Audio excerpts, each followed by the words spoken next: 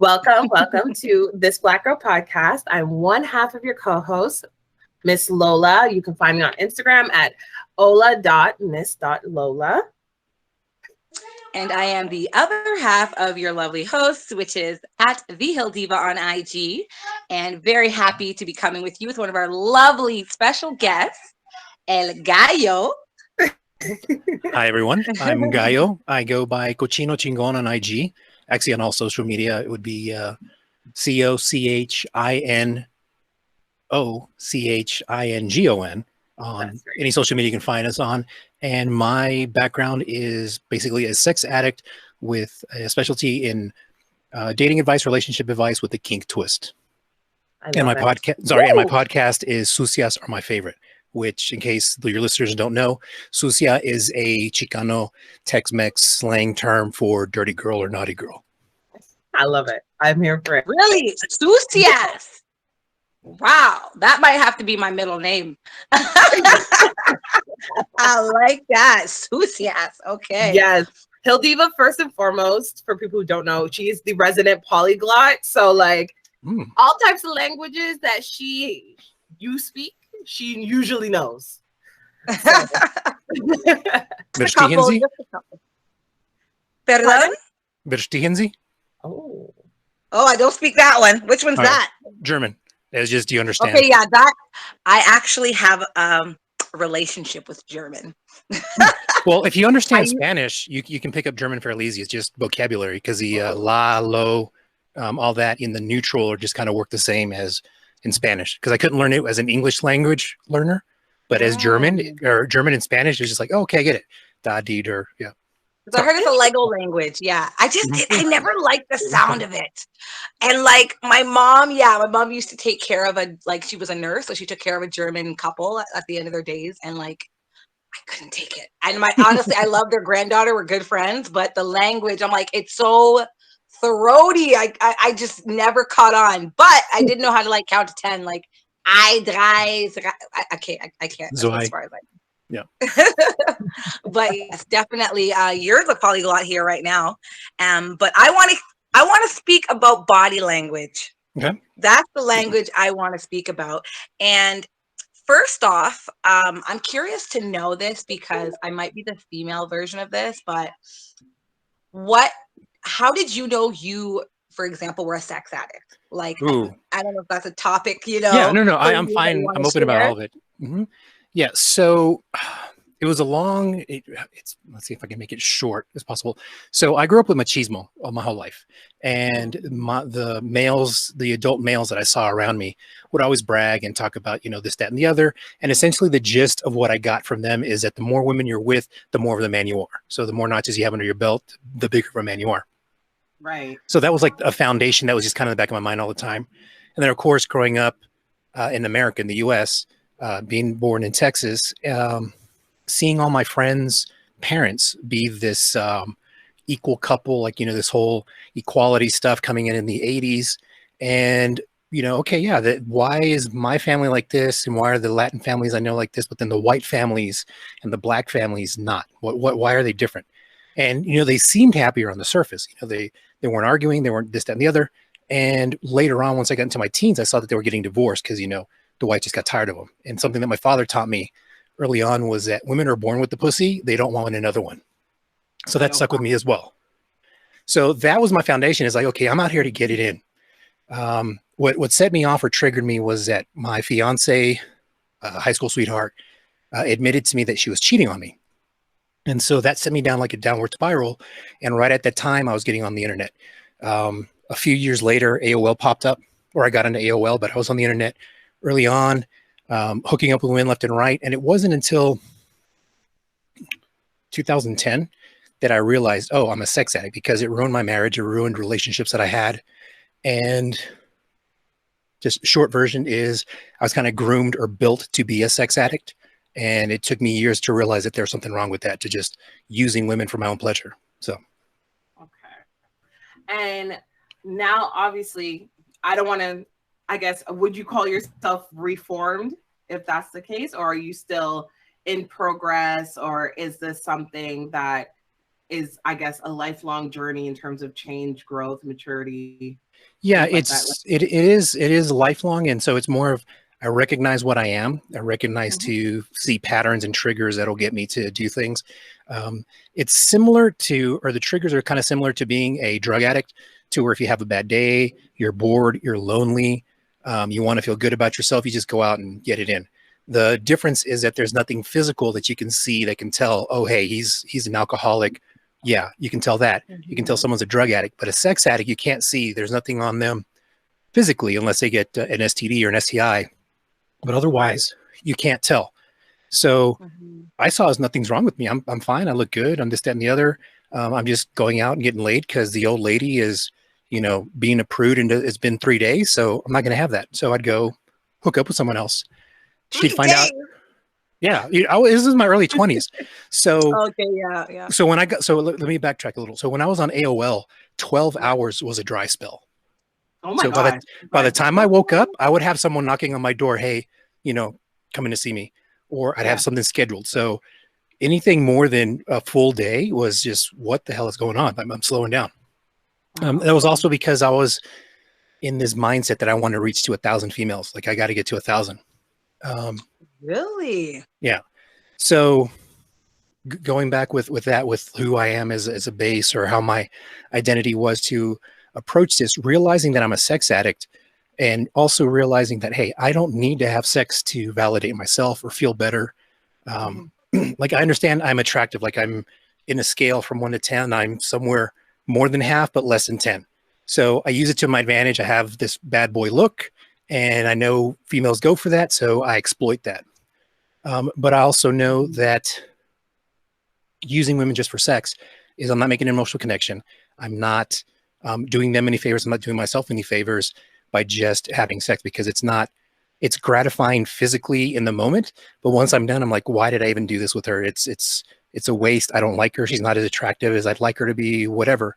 So then now I have to deal with someone I don't want to deal with as peacefully, as easily as I can placate them, to not come out with the Me Too accusation, or also not to have them too attached to me that they want to see a future or relationship with me. Okay. And now, I guess my question is, now that you've kind of seen that, understand that, and you're growing from that to, like, I guess, have more of a normal or more positive relationship with women, have you, I guess, since then, I'm assuming you've been in more gratifying relationships since, and like, how has it differed for you in terms of being now in a happier, emotionally attached relationship with a woman compared to before, when they were, I guess, more empty? Yes. So let's see. My wife passed away 4 years ago. We were together, my second wife, and we were together for a little over 4 years. So she and I had the best relationship that I've had. A lot of our friends on social media would tag us, relationship goals, and be jealous. I sat down one day and I did the math, and I think we did more in 4 years than the average couples do in two decades, because we went out every night of the week. And not going out partying or drinking. There was some going to bars and clubs, but it would be going out to eat with friends for a friend's birthday, someone's anniversary, a friend's child's birthday party, art gala. We were also in roller derby, so that took up a lot of our time. And then, of course, whenever we were in the off season, then we'd fill up some of that time with bars or going salsa dancing or whatever. So we were always out and about doing things together, but at the same time, we didn't have to be holding hands or be attached at the hip. We could go to a bar, be at opposite ends, and still have a good time, meet up with each other every now and again, and still just have that fulfillment. Yeah, that enjoyment, that fulfillment, because we knew that our hearts, our desires, our love for each other was unbreakable. And we even had a few threesomes and a couple of foursomes together while we were still married, or actually when we were dating and then got married. So, okay. Well, first of all, I just want to give condolences for your loss, because like, especially just the thought of like losing somebody who you'd consider like so close to you, like essentially the love of your life. I'm sorry for that loss. Like, I would never wish that on anyone. Oh no, yeah, I've going through it. It's not something, not even on terrorists, I would not wish this on anyone. Yeah. So. Yeah, and it sounds like you guys had something so beautiful as well. So that is definitely, you know, if that was what was meant to be, at least you got to experience those beautiful moments with her.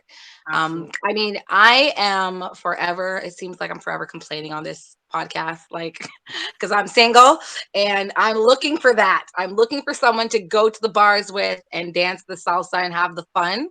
And since you are also a relationship guru, what would you give to, you know, the average Jane, you know, who feels like just it's not happening? You know what I mean? Right. Like, one thing I do see is that, you know, a lot of online dating is going on right now. Like, did you meet her via online? Did you meet her in person? And what kind of relationship advice would you give to a single woman in her 30s, you know, who, you know, is just looking for something serious? So the difficulty I've found, because I've also been kind of like a relation or more of a Martian translator, like the men are from Mars, women for Venus. So I would translate what my female friends in roller derby would be asking about whatever a guy was telling them. But I was getting one side. I was getting the female version of what a male said. And then even then with the males, it also depends on their age. Like millennials typically are conflict averse for one thing. And then most millennials that I know are raised by single mothers. So they have somewhat feminine traits in that they're not assertive enough. They're not going to say, hey, yeah, I want to do this. Interesting. So there's age groups you got to take and consider, because you're in your 30s. You might have better luck with older males that are at least 35 and up. I'm just hypothetically, because regions also have locations have a impact on that. So for example, in San Antonio, there's not a female I know that could land a guy to stay with them more than a week or two. Like, it was just a hookup culture there. But once some of my friends moved out of San Antonio to Dallas or to Houston, they got into relationships within a few months. So it could be a location issue with you. I don't know. I don't know what it's like in Canada or where in Canada you guys are, but it could be just location for one. The second part I would say to that is, when you're going out, you also have to realize that males are going out there just to get it in. They're not so many are looking for relationships because it's so easy. There's the whole why buy the cow when you can get the milk for free. For sure. So there's that mentality you got to deal with the males, that they're mostly just trying to get it in. And if you give it up, then you're in this category of easy, don't have to work. She's going to give it to me whenever I want or until I find something new. I'm guessing you might be in that cycle. I don't know. But then again, if you hold out too long, then the guys will be like, oh, she's a prude. Oh, she's this. Oh, she's acting stuck up, whatever. And then you lose the interest of the male. So you have to present yourself as a good, wholesome relationship female, a wife, a significant other. So I don't know how you dress when you go out and about, but usually when I'm out going out around looking for females, either to back up. The way I work is I don't just start seeing you and I'm going to start dating you now because, oh, hey, you're attractive. I like you, this, and the other. I'm going to see you. I have this girl I met 7 months ago that, has been on the back burner. I'm going to keep seeing this other female that I just met. She's a waitress. And I'm going to keep hanging out with this attorney that I know. And see each one of you once a week, twice a week, whatever allows. See how the relationship goes. What I usually look for personally is that seeing what your crazy to hotness level is. Because you can be fine for a month or two, but come the holidays and come Valentine's, that's when I'm going to find out how crazy you really are. Because the crazy barometer. She's single. I am in a committed relationship, and my boyfriend uses that term all the time, the crazy to hotness scale of like does it balance? Does it balance? Because if it's a little too much on this side, then like and I just to hear it again, I'm just like, oh my God. So it's a real thing. This is a real thing that men are calculating actively. Not all men. Some men think more with their dicks than they do with their head. Some don't care. They just want to be able to show off a hot, attractive female. Like, oh yeah, look at this model or look at this IG thought or whoever they're with. They're more happy to just show off someone that's hot than someone of substance. So the way I would suggest for you to find a guy is always dress like you're going to church. pastel colors, muted colors, nothing flashy. Look like you're somebody's wife. Look how you present yourself, like a doctor's wife, an attorney's wife, where, you know, a guy that approaches you, he better not be in a t-shirt and ripped up jeans. He ought to come at you with not just respect, but at least then you'll know, hey, you're setting the bar here of what you're expecting and what you want. And you're going to have to find the guys, or the guys will find you that are on that level or somewhere near there. Because if you're dressed in, yeah, because if you're dressed or looking like a thought, well, then I don't have to pay attention to her. I don't have to commit to her or do anything more than maybe take her to a semi-fancy restaurant like Olive Garden or Red Lobster, maybe something a tier higher than that. But, you know, other than that, I don't know what else you're doing when you're dating in your relationship seeking quest or adventure. You know, are you on dating apps, or are you trying to meet people in person? Although, of course, Canada's still locked down, so it'll be difficult that way. We're opening up now. We're starting to open up, thankfully. Like we've got the patios and whatnot. So yeah, I've been trying to like get out there, but this is the thing. It's mostly done online still, because you meet someone online and then you go out. You know what I mean? Like then you look for something to do, which is going out. You know what I mean? So not a lot of opportunity I find, because we're not fully opened up yet. Like once we're fully, you know, everyone can just dine in as well, whatever, go to clubs, blah, blah, blah, blah. You know, I feel like more of the in-person meeting will happen, but there's a lot of online right now. It's a war out here. Well, I wanted to ask you actually about the double standard, because you're mentioning, you know, if you're dating a woman, like just generally dating, and there is, you know, a woman in your back pocket, a woman in your front pocket, a woman from the other week, and a woman from a while ago, how would you feel dating a woman who is perhaps in that same situation? Like she met a guy a week ago that she's still dating. There's a guy from 3 months ago still in her DMs begging for a date. You know, he's also going out with you. Like how would you feel in that roster? I wouldn't attach feelings to it. Like if she has a roster, that's fine. If she tries to flaunt it or show it off to me like, oh, well, if you don't commit to me, you know, I got this other guy or I got this lawyer, bye, fine, fuck off. Like it doesn't matter to me enough to invest, because that's why I date this way. So I don't get emotionally invested in any one particular female till I see that they are going to follow my lead. Like the way I grew up in, you know, traditional gender roles. That's what I expect in my relationships. I don't expect anybody else to live that way. I don't expect anyone else to do that. That's their own personal prerogative. But if you want to date me and have those relationship goals and be the envy of all your female friends, you're going to follow my rules. You're going to follow my game plan, because I know how to make it work. I know how to make a successful relationship be to where you're the envy of your friends, because none of their boyfriends or husbands do or behave in a relationship the way I do. But when I'm not in a relationship, none of y'all matter.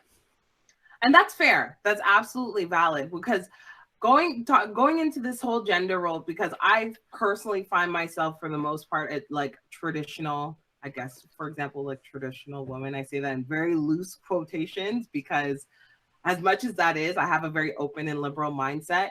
But when it comes to specifically dating, I do like and respect a man that does take the lead, but do they also take the other things that come with it? Because usually in a traditional mindset of a woman kind of falling back on the man and I'm like, you know, letting them be that leader, being that head of the situation, are they also the provider for that situation? Because like, I personally resent the fact simp. I think it's been thrown around left, right, and center and has been misused and abused and used to describe men who actually treat women with kindness and respect within the aspects of a relationship, and then calling them a simp by like, oh, you take out your girlfriend, you pay for lunch, or you buy her an occasional present, you're a simp. And it's like, sorry, like, it doesn't make sense to me, you know? Well, no, because I've heard simp, but the way I'm hearing it, at least, I don't know if it's a different region or just where I'm seeing online, but simp, what I'm hearing is more of a beta male, a male that's like, ooh, you know, she's hot, she's cute, and he's sliding in her DMs, he's paying for OnlyFans. It's not that he has a relationship with her. He wants a relationship with her, and he'll throw money at her whatever he can to try to win her attention or affection with money, instead of being a man of substance, being a man, instead of being a male child or an adult male child. And I agree wholeheartedly with that definition, but I find that, I don't know, I guess here in like Toronto, Canada, it's almost like you do something nice for a woman, you're considered a simp. You want to take your girl out or buy her a lavish gift or buy her this or whatever, you're a simp. You want to keep her happy, you're a simp. And it's like, do you guys not want happy or positive relationships? Like, I don't get it. And so I wanted to know if it applied to across the border as well.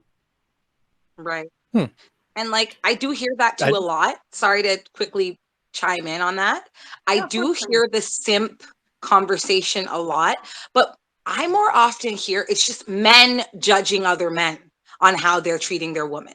So I don't like it. And I think it's so like toxic masculinity, because us women, we're never going to call a man. I will never call a man a simp for doing something good for a woman. You know what I mean? Like, to me, that's being a gentleman, you know, or you're doing something, you're taking her out, you're spoiling her, whatever you're doing. You know what I mean? It shouldn't be a given in every situation, but like, I find that that's more like male to male banter, you know, and it's just, I don't support it. But anyways, let us know if you have come into that cochino. Actually, you know what? I've seen some of that, but I wasn't called a simp. So there was something on Reddit. I forgot what the question or the comment was, but I replied that, you know, yeah, in a relationship, or even when I'm just going out on dates. So if I met you, Hilda, on just a random place, we're going to go out on a date, I would tell you beforehand, you don't touch door handles. You don't, when you sit down, I'm gonna pull out your chair. And that's how it's going to go. Whether or not we have sex, whether or not whatever is going on, that's how I'm going to treat you. I was raised to be essentially a Southern gentleman, but then also my finishing school, what I went through with my dad and with all the sex stuff that I did, I jokingly call myself the chivalrous chauvinist, because, you know, I will be, you know, courteous and everything to you, but when it comes to the bedroom, we're going to do what I want and what I say. So it's going to be, so it's like two sides of a coin. You have to be able to balance everything in your life, who you are in public, who you are in the bedroom, right? Excuse me. Right. Right. So I was made fun of once, like I said, or I didn't clarify. I said, yeah, she's not going to touch door handles, and I'm going to pull out her chair. And then a bunch of guys commented, oh, well, what if she goes to the restroom? You're going to go to the restroom and open the door for her. Oh, you're a fag. You're this, you're that. And I'm like, fine, you can call whatever you want. I'm getting it in.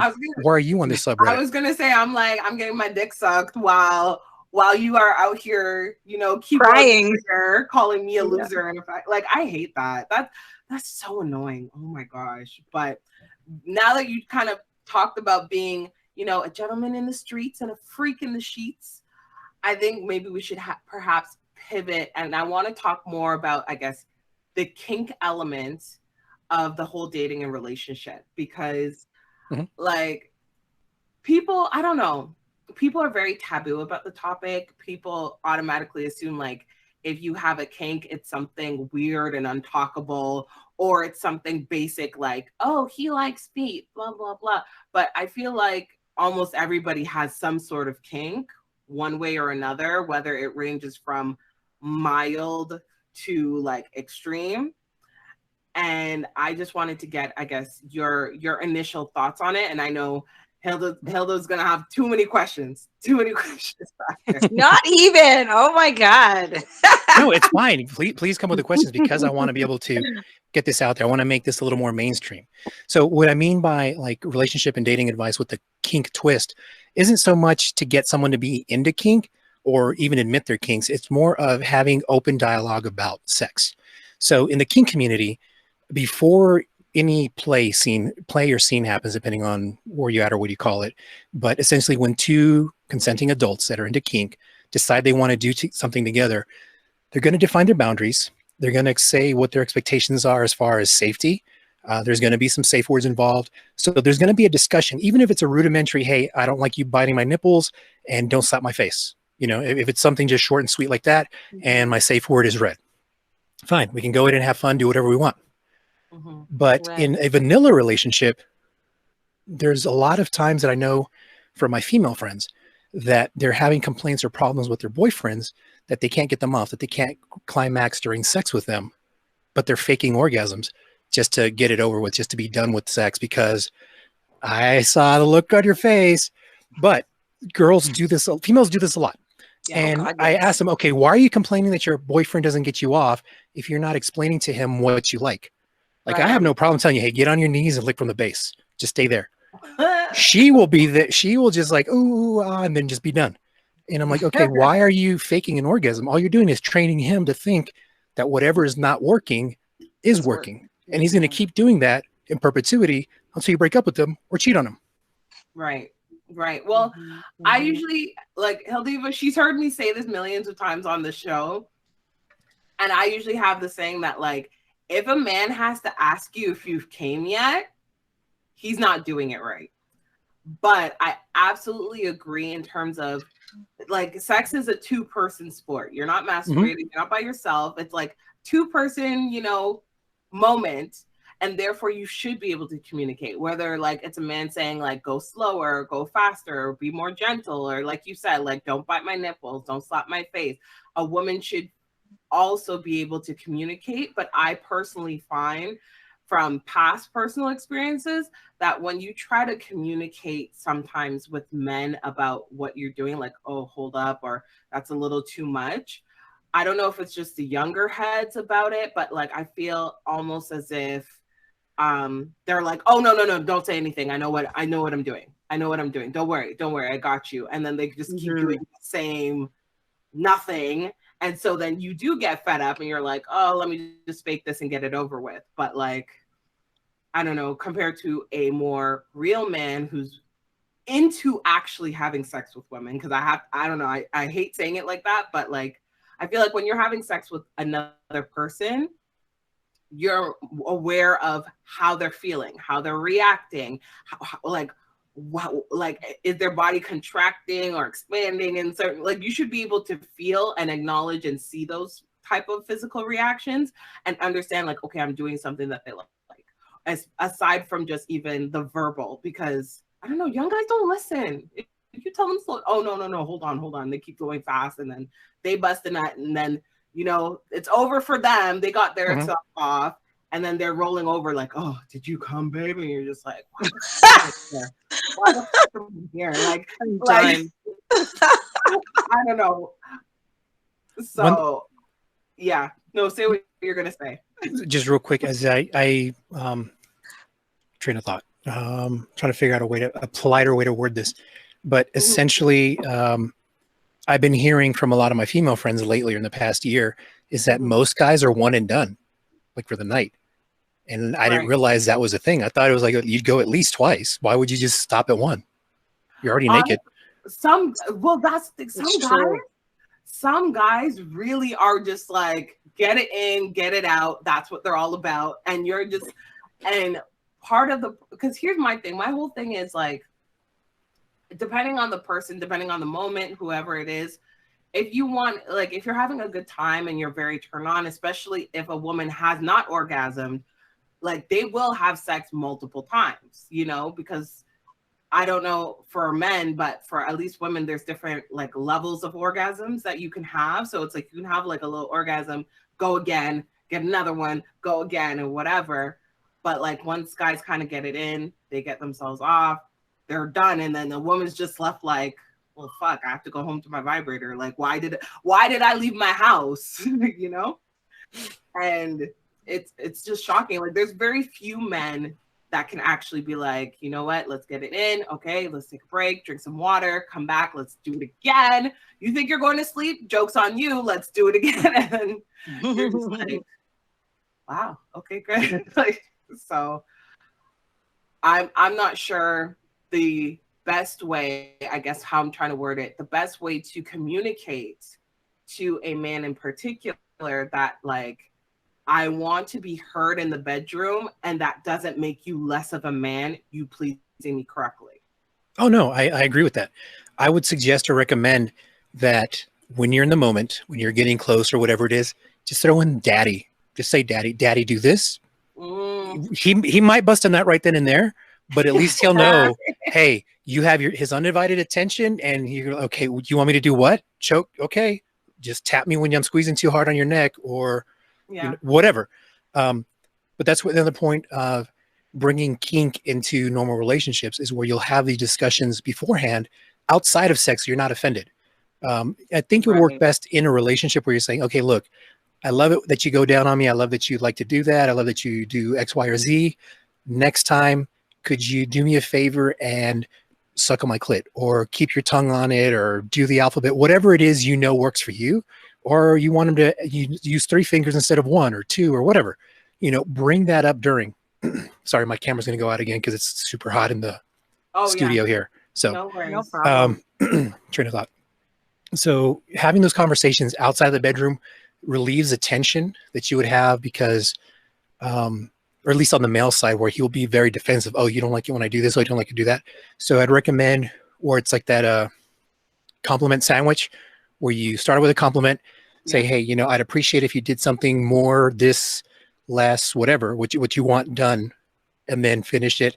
And I would love, I also love this X, Y, or Z that you do to me, for me. And then also end it with the question, like, okay, is there anything I could do better? Do you like it when I'm on my knees? Do you prefer me to be laying on top of you? Do you prefer 69? Like, how do you prefer when I go down on you? So when you flip the conversation, now it takes away that defensiveness, the edge, the defensiveness, the animosity, the hostility, and you're making it be an actual conversation versus an accusation or attacking his manhood that he can't get you off. That's true. That's like true. The compliment sandwich. Yeah, I also was gonna say, like in past relationships for me, because my personal philosophy on sex is this, I'll just put it out there, that like I feel like sex is the one place in a human's life where we really should be just uninhibited and we can really finally return to our place as animals. Like, you know what I mean? The bedroom should be where we turn out, like we go home, we go to school, we go to work, we're in the office, we're all being all human all day. And then at night, the freaks come out, you know what I mean? So but I've noticed that a lot of the guys that I had been with, like once I hit 25, I was kind of like, that's when I really had that mentality. I was a big prude before that. But like a lot of guys I'd attract were not into that. So it was frustrating for me, like being willing to try new things or like being curious about different kinks and stuff, but not finding a partner who is kinky. Like I even had one guy that like spanking was weird to him, like choking weird. Like I don't know if you're laughing or coughing. Sorry, I was trying to hold a laugh in. I apologize. Okay, just making sure. I don't know. I don't COVID going around, so you're nicer than me because I'm just straight laughing. Like, but like, goodness. Yes, these people exist that think like that is weird. Wow. Like, I remember my ex had looked at me like I had 10 heads when I told him, like, okay, now slap me or whatever, and it was like I felt stupid and weird, And it's like, how do you where do you find these people, kinky people, and B, or how do you get someone else comfortable with that? I don't know if you can, you know what I mean? Like, is that something you've ever had to do? Kind of introduce your dark side. I don't know what you want to call it, animalistic side. Yeah. It's funny because before you answer, Gallo, I was gonna say like that was gonna be my next question. Like, if you do have particular things that you're interested in, whether it's including toys in the bedroom, whether it's including, I don't know, BDSM, including, I don't know, foot fucking, like whatever it happens to be, like funny clothes, like how do you introduce that, especially when people can be so vanilla and can be like, ooh, like I don't know, like how do you introduce that without like Hilda said, like without feeling stupid or like somebody looking at you with like 10 heads, like you want me to wait? So my recommendation is, it's difficult because I'm coming from the male perspective. But for you, I would suggest, well, not suggest, but I would say first, own your kinks. Don't be afraid of them. Don't let someone else make you feel bad about them or even turn you off from wanting to try something just because someone says or is a prude and says something, ew, says whatever they say to you, you're entitled to whatever your feelings are. Now, No one else has to listen to them or follow them, but you are completely entitled to them. You're entitled to say, you know what, I want, like you say, you want to get slapped in the face, you want your hair pulled, you want to feel like your hair is going to be pulled out, whatever. You want to feel X, Y, or Z. And that's perfectly fine. That's perfectly normal. It's perfectly healthy. To be able to find these people, you'll be more likely to find them on a website called fetlife.com. It's essentially like it's essentially kinky Facebook. Before, it's a fetish site where you can find people that are in different groups. They have what's called, or just in general, it's called munches, where you meet up in person for a lunch or a brunch somewhere. It's in a vanilla setting, and you're just introducing and meeting people. Oh, hey, you know, I'm Gallo, I'm a Dom, I'm into this, I'm into that. Sometimes the people in the group like, oh, hey, you know, we have another guy that's a rope master. If you want to take some classes with him, he does a workshop, blah, blah, blah.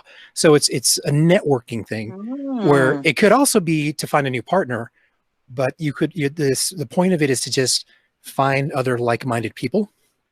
And there's also groups online. You can just have chats. The only difference between Facebook and FetLife now is you can see nudity. Before, or at least now, there's a lot of social, political stuff, and there is kind of like a underlying current of racism. So it's a mostly white site, and they don't like vocalize, oh, hey, I hate blacks, I hate browns, I hate whatever. It's more of like, oh, you're one of those. Well, yeah, I guess we could. Yeah, you can come to our party. You know, there's just things that you got to read between the lines to figure out where you're welcome and where you're tolerated. And you don't want to be somewhere where you're tolerated. I'm sure you understand that as people of color, we've been through that, you know, every day of our life, or at least once a week or whatever. For sure. So. For sure. And I was going to quickly ask too, can you just, for our viewers, because honest to God, for me, before Craigslist, and back when Craigslist used to have their personal pages, I didn't know what a song, you know, a sub was, a dom was, you know, a BBW, a FWB, like blah, blah, blah, blah. Like there's so many acronyms, but can you just kind of clarify for people who are vanilla, living their little happy vanilla ice cream life, what is a sub? What is a dom? What does it mean to be either?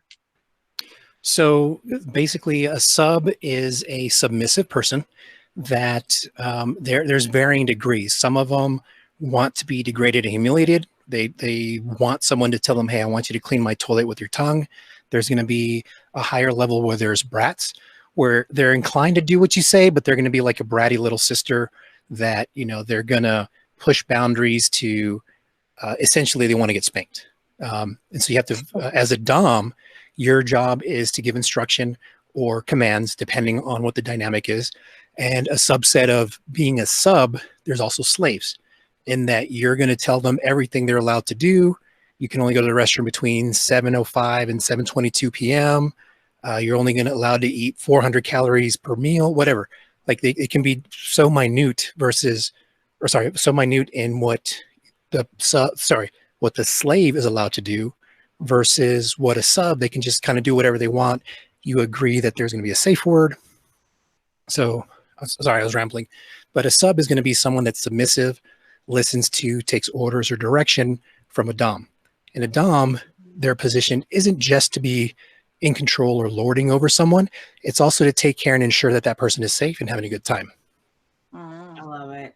And I guess well, because like I know like a small subset of this whole dom and sub world of kink, but there's different variations of this dom sub relationship. So like usually there's dom sub that's just only exists in the bedroom. There are people who take it outside of the bedroom and use it in their everyday life. There are doms who are just like financial doms where literally their subs are there and they say like, you only like they'll budget their life and control how they spend their money and when they give money and when not. There's like errand slaves or errand subs where literally how they serve you is, like you said, like cleaning out the toilet with their tongue, running errands, doing their groceries, all types of stuff.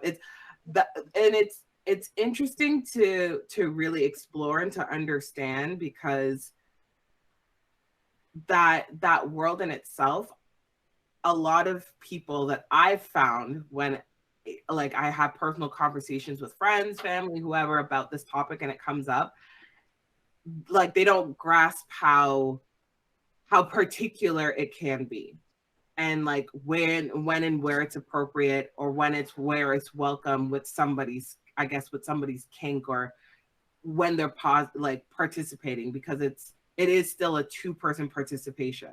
Mm-hmm. So, and both people are supposed to be having a good time.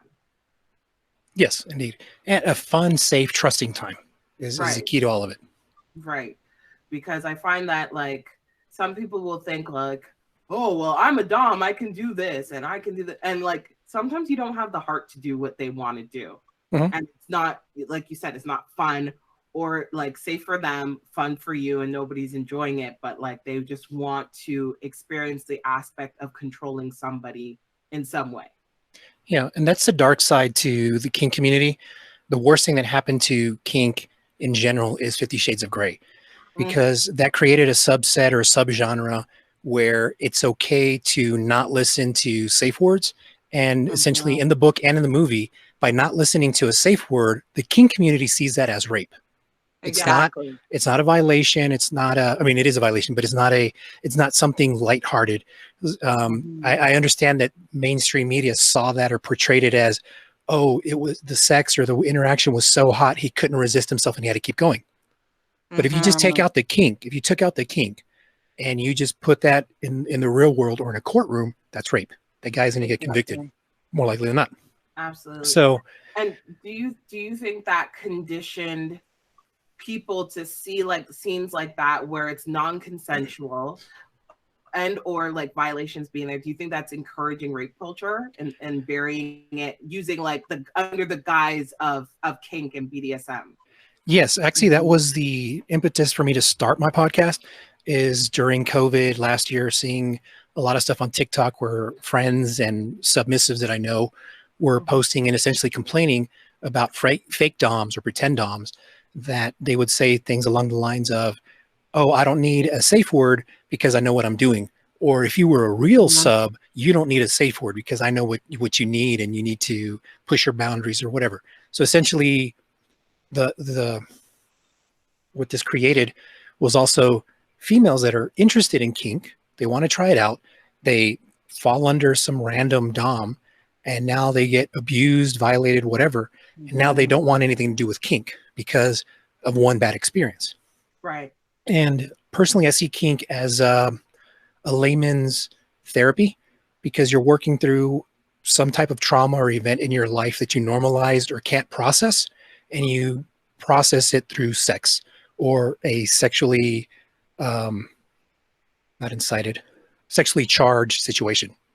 Right. Okay. Interesting. I don't know that way, but I was actually going to say this, like, you kind of jogged a narrative that I wanted to touch on, which is the idea of, you know, the lady in the streets, the freak in the sheets. Okay. So, and I think it does apply with obviously kink for sure. Right. But like what I experienced is like with a lot of guys, you know, let's say I'm dating somebody and then the topic of sex comes up, you know, I try not to obviously go into that right away, but for me, it's important. For example, like for a man, like if you're not going down, like get out of town, you know what I mean? Because I've been in relationships with men like that will not go down. At the time I wasn't willing to either. So I was like, okay, whatever, no pressure. But like I said, I grew as a woman, I evolved. So if you don't go down, like, you know what I mean?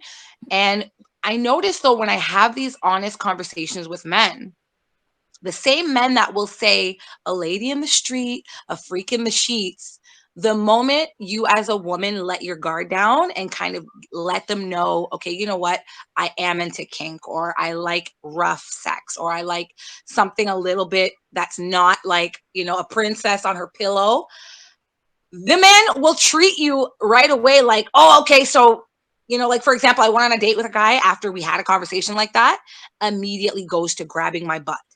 And I'm like, excuse me, I'm like, that does not, just because I'm into certain things or I've expressed, you know, my needs, I'm able to communicate my sexual needs. It doesn't make you like, it doesn't automatically give you permission to manhandle me. You know what I mean? At any moment in time. It's like they want a lady in the street and a freak in the sheets. But the moment they find out you're a freak in the sheets, they're freaking in the streets. You know what I mean? Like it's I don't get it. I don't get it. So it's like I find that some men are like hard of hearing. You know what I mean? Like they just get so excited either that they automatically brand you as a freak, you know what I mean? And they want to give you that treatment, even though they want a lady, they want the wife type, but the moment they know, like, what? I can do what? They think that, you know what I mean? Like they take it to another level. So like, how should women navigate that? You know what I mean? Or those type of men? I don't know what to say. Well, so with that situation, I'm going to guess, and I'm just going off of experiences I've had, because what you just said is similar to a lot of, well, probably a handful of female friends that they've gone through that. Either they grab their breasts, they grab their ass, or, you know, they try to choke them in public or grab their hair, just, you know, pushing boundaries essentially. But at the same time, they're not getting consent. And what the three, I guess, pillars of kink is safety, consent, and trust. You're not going to have all three without, if you're missing one, you're not going to have the rest. It's just not going to work. What I'm going to guess is that these males are under 30, probably 22 to 27, the guy that did this. And I don't think education plays a role in either way, whether they went to college or not. They still have this entitlement, this boys' locker room thing, which I think is fine in the boys' locker room, but doing it in public, you know, that defeats the purpose of having the locker room, right? Excuse me. 1 second. Yeah, no problem. No problem. So in dealing with that in the future, I would recommend that when you bring that conversation up, that it's in person, not over the phone or not over text, because they can't gauge reactions. They can't get, because over text, everything can be kind of bland. It's subject to how someone wants to infer whatever you said versus what you mean. So your tone, your tone is important to see in person. So where if you were wearing that pastel dress, you know, going to look like you're going to church wherever you're at with this guy, then he's like, okay, so she is a lady out here. She's just letting me know what she wants in the bedroom. Right. And I think that might change your reaction. Yeah, you're gonna have me going Sunday shopping now, okay? Like this is crazy. Go to thrift stores. This is a thrift store shirt. I don't buy shit new. I feel like when I hear Sunday dressing, like I personally I kind of get it in the sense that like, okay, you're dressing modestly, you're not showing off, you know, cleavage, it's not short skirts or whatever. And I usually like a nice meaty dress, something that has a bit of a higher neckline, but still accentuates like my shape, because I like my shape, I look cute. Yeah, whatever. don't hide your shape. Don't hide that. Just be modest about it. Censor the goodie, essentially. Okay. Or like a teacher. I'm doing something right. Yeah. I like to be spicy though. I love my spicy clothes. Like, but damn. You know what? I get it though, because here's the thing: when you're covering it up, you're leaving it to the imagination of the man. And if of course, you're on his mind, which is what you want to be. Which kind of leads into my next question, because we're kind of winding down on time, but I want to ask you, and I feel like this is important for HilDiva, for any other girls who are single, looking for a man, trying to get cuffed, whatever.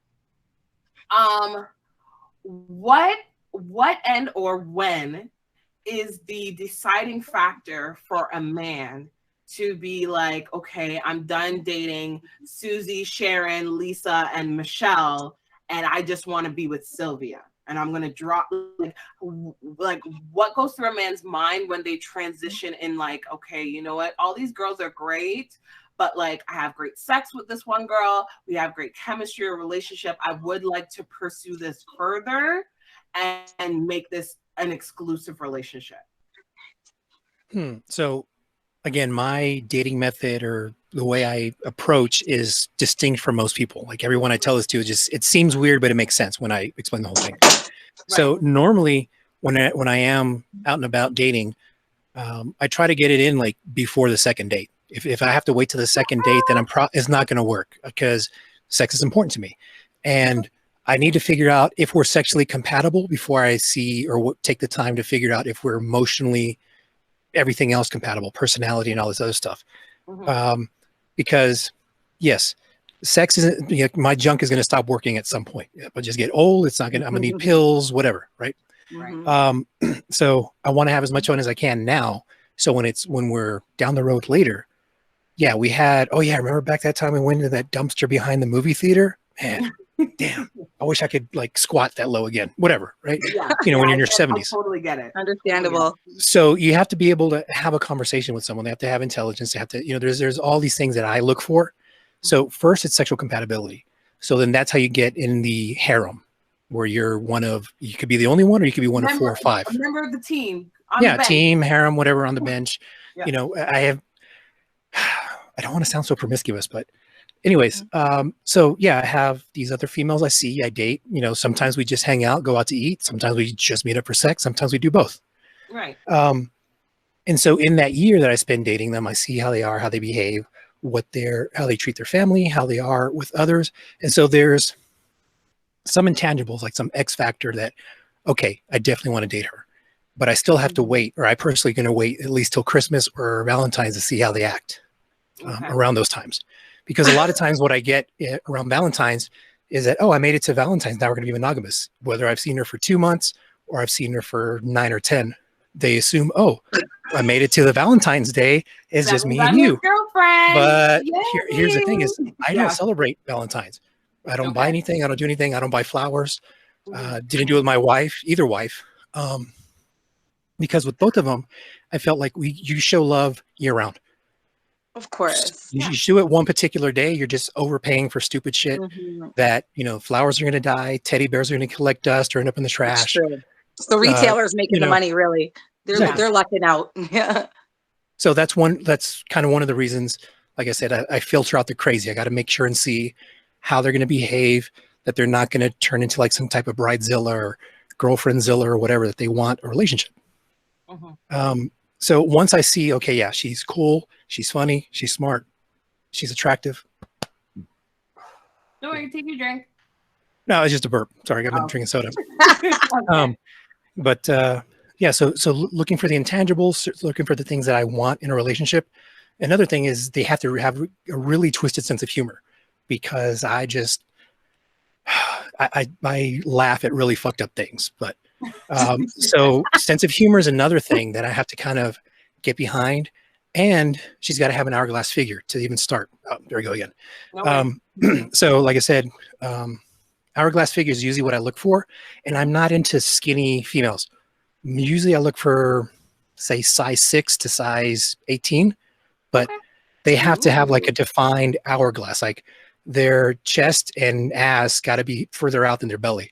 If their tits are sitting on their belly or their belly is equal to, I'm not even going to pay attention to them. But so there's a lot of things. But once I decide I want that, I'll drop the others. Hey, you know what? This isn't going to work out for whatever reason.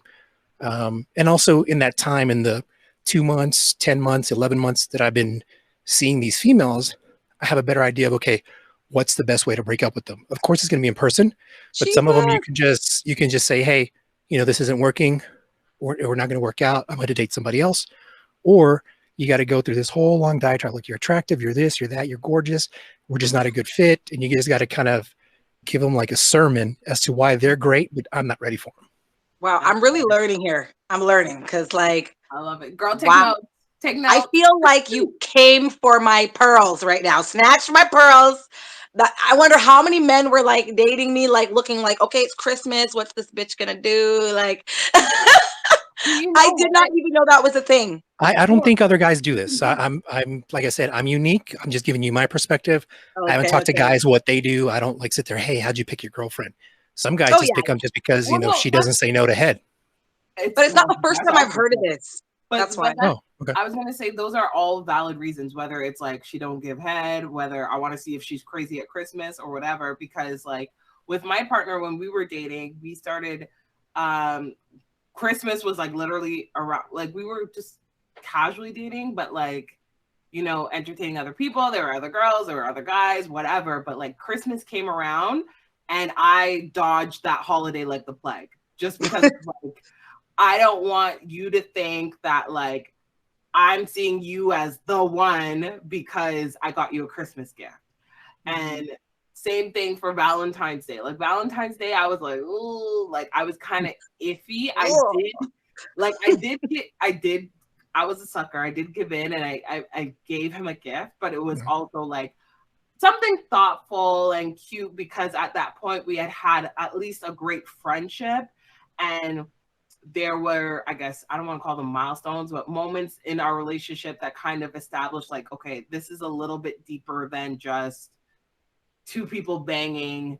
Like there are feelings here. So here's a little gift to show off our feelings. And then afterwards, like now that we're actually like in a committed situation, like that's out the window. Like, okay, it's Thursday. Here's a gift. Like, you know, how long have y'all been together? About a year and a half. Right. And is that a ring or just you just happen to have it on that finger? Oh, this is just accessories. This is okay. Accessories. It's a placeholder. Okay. It's a placeholder. Gotcha. Yeah. So, and there are exceptions. Like my wife, we only dated July, August, almost 2.5 months before I decided, you know what, I want her. And I knew I wanted her. I knew I wanted to date her. So I knew I wanted to date her within 2 months, and I pushed for it and I didn't because I didn't want her to think, oh yeah, I'm sprung on you and this, that, or the other. And at the same time, like we were both just like, just casual. We live in different cities. We lived 3 hours away from each other, but we saw each other a lot because of roller derby. So we travel and see each other. Yeah. So it can happen with me. Like I do, like, okay, I break my rules from time to time, but I knew and realized how cool she was and everything was going to work. Right. But there's exceptions to the rule. There's not going to be the rule or the standard. Right.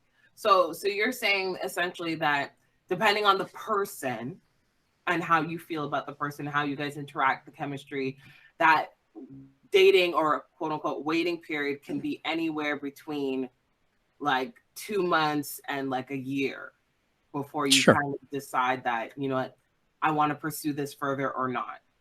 Yes. And I think other guys might do it sooner, and they probably won't have a harem or a team sitting around. They might have another girl they talk to, maybe two, but you know, I don't know. Like for my situation, me and him were dating for like, I want to say like maybe like 5 or 6 months or so before we became exclusively just like with us. And over time, like I was kind of like the wishy-washy one because I realized like, okay, I like this guy, but he's still dating around. He's still figuring out himself. I don't want to put that ultimatum or pressure somebody to date me if they're not ready. So I was about to like bow out and be like, bye. But then he was just like, you know what? I woke up one day and I realized like, I want to be with you. So like I called this girl and I canceled this date and I did this. And I was like, oh, okay. I love it. And I predicted that, by the way. I have to put that out there. My Oracle tentacles were out and I knew that this guy was the one. So I'm just putting respect on my name right now because I predicted respect when this placeholder is removed. It will be removed. I could predict that too, but I'm not going to spoil it for you. But Mr. Cochino, I have a question for you. Would you, okay, good. Would you come on our podcast? We do a game called This or That for Dirty 30 Thursdays. Would you, on a night of a Thursday, be willing to do a live with us? Maybe earlier, I don't know what, East Coast, West Coast time. But West Coast. Yeah, so we could do a this or that. Now, it would be asking personal things like this could be doggy style versus that, which is froggy style. Like, it would be personal stuff. Are you down? Are you down to do a this or that with us? I have no shame, so yeah, I'm fine. No shame in the game. I'm loving it. So I say we do that. We get doing this or that with Mr. Cochino. And I just have another question. I'm just nosy. I'm sorry. Sure. I have no manners and no filter. But as a former sex addict, okay, you have a girlfriend. Let's say you have a girlfriend tomorrow, okay? What's her quota for the week? Like, I gotta know. What is her sex quota? I'm dying. I used to have a quota. I've been absolved. Oh, really? Okay, I still want to know yours. Okay, you say yours and I'll tell you mine, and then we'll Personally, I would prefer at least twice a week, ideally every other day. But I mean, you know, life, someone's not in the mood, stomach issues, period, all the other things. So there's life that I'm more understanding now versus when I was in my 20s. It's like, it's going to be every day. Or I'm going to go find it somewhere else. So. Okay. And one quick question too, period sex, yes or no? I don't care. Yeah. Yes. Thank you. I'm sorry. Period. I'm sorry. I can't stand when men don't do it. I'm sorry. I get pissed. I'm like, that's half the time a woman is her horniest when she's on her period. Anyway, I don't know. You catch it at the right time. It feels the best too. God. Oh my gosh. Let's end it there. Girl, tell us your story. Okay, long story short, I've been absolved of my quota right now just because he's working long hours. He gets tired. He values sleep and money in this current predicament, and I'm not arguing it. But normally the quota during the week is at least like, 3 times during the week. However, when it's weekends and like we don't have like my child at the home or whatever, it's just us, like usually the quota is like 6 times in 24 hours. That's Girl, it's once a night with the batteries charged, everything. Okay, and I'm still waiting for my human. Hours used to be the quota to the point that he's like begging me, like, please stop. I can't. I'm like, the refractory period is an hour. Come on. You also need lube too. Or keep that on stop. Okay. That's true. Sometimes, hey. Some depending. I'm telling you, Joe, Astroglide, every brand is in this house. Actually, the cheap option, if you're not allergic, I would go with coconut oil. Cheap, easy, and it works. But I'm nervous about. And you can mix flavors. Coconut oil near my coochie. Coconut oil, that's natural. So you're afraid of putting something natural versus something that's manufactured? I don't know. I'm just worried. I'm a little weird about it. I'll try it because you recommended it. I'm trying it tonight. Well, I have to find it. I don't know if I have any in here tonight, but I probably have olive oil, extra virgin, the only virgin in the house. So haven't tried olive oil, but I do know coconut oil. You could like infuse it with flavors too, so you can add strawberry, lemon, lime, whatever. Okay, you're gonna have to come back on the show and give us the full tutorial. I gotta run because it is after 10, and us mothers, cat is away, mice will play, and I gotta put some mouse trap. Go check my trap. My kids are the mice, okay, guys, not real mice. But so let's wrap this up. Please let everybody know, Gallo, where they can find you again.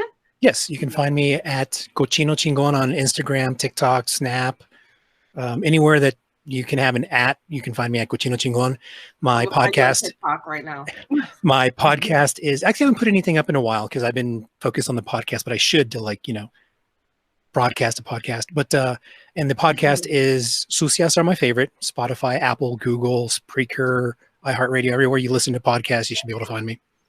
Okay, perfect. Well, thank you so much for joining us. Thank you for having this beautiful, in-depth discussion. We'll definitely have to extend this because there's more questions. I want tips. I am not done. I want recommendations so that my little kink drawer is like overflowing.